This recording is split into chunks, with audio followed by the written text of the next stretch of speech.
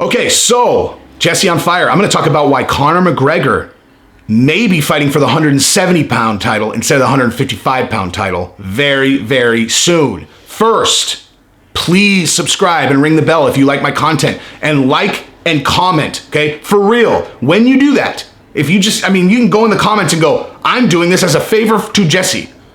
If you write a comment, like the video, it goes. That is what makes it go, and YouTube will put it in front of other people, and that is exactly what I need to build this channel, because I'm trying to do it fast. I want to build a big audience so I can do this all the time. Anyway, so let's talk about Conor. So here's the deal. This probably shouldn't be a huge shock to anyone who really thinks it through. Shale, I'll give credit where credit's due. Shale Sonnen is the one who said it, that I heard it, and I was like, wow, he's 100% right. He's 100% right. So what he said, which is accurate, is this. So Tony and Khabib just got pushed back, right? Well, what he was saying at the time was actually that Gaethje and Ferguson were going to fight first, and then, Khabib was going to have to fight the winner of that. So maybe it doesn't apply as closely anymore. But the bottom line is this fight's delayed. Who knows when it's going to get rescheduled, right? Right now, you have Usman and Masvidal scheduled for July for the 170-pound belt.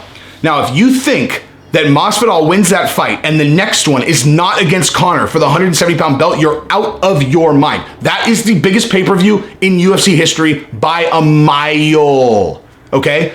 So, bottom line, this doesn't even need to be a long video.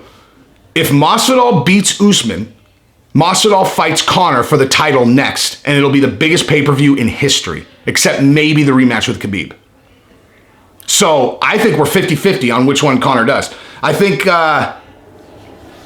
he might still fight. He might fight Gaethje. He might still fight Gaethje because I think he wants a fight. Like he said that he wants a fight.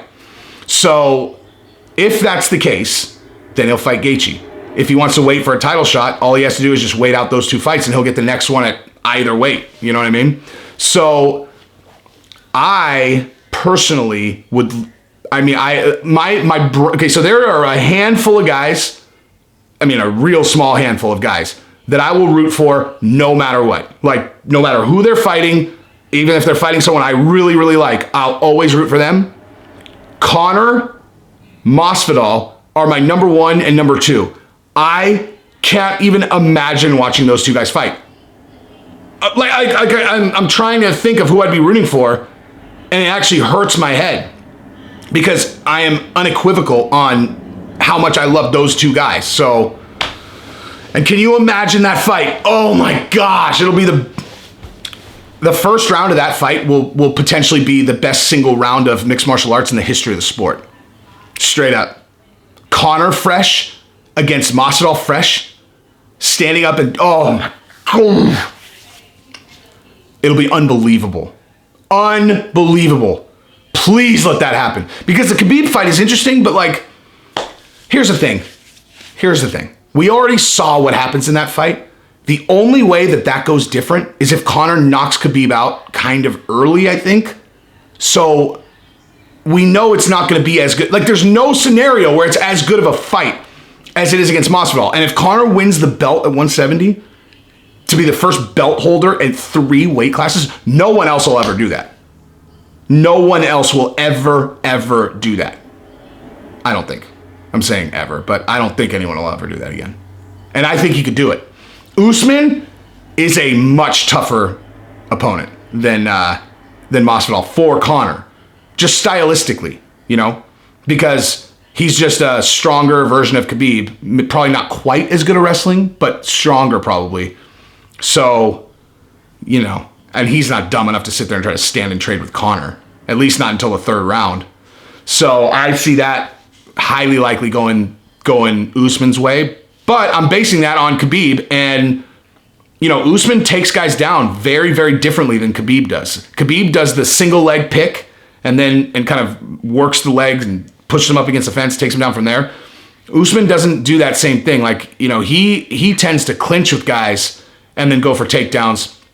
And Conor has had much more success there. Everybody looks at the Khabib fight and then looks at the Chad Mendes fight, and they're like, oh, Conor's he's easy to take down. You know, he's a guy that just gets taken down and grounded out. If he fights a good wrestler, he's going to get taken down. He's going to get grounded out, and that's not really accurate. And against Chad Mendes, he had an injured knee. That's a fact. You watch the documentary. Watch Notorious. 100% true. He had a very, very injured knee for that fight. So his takedown defense was, and you could just see it. You know, you could see that he was hurting in the takedown defense. And Khabib is Khabib, right? And Conor showed incredible actual like ability to scramble on the ground in that in the first round. He got obliterated in the second round. But anyway, it's neither here nor there. I am more excited about the prospect of Conor fighting at 170 for the belt than I am at 155, just because I think the fight will be so much better.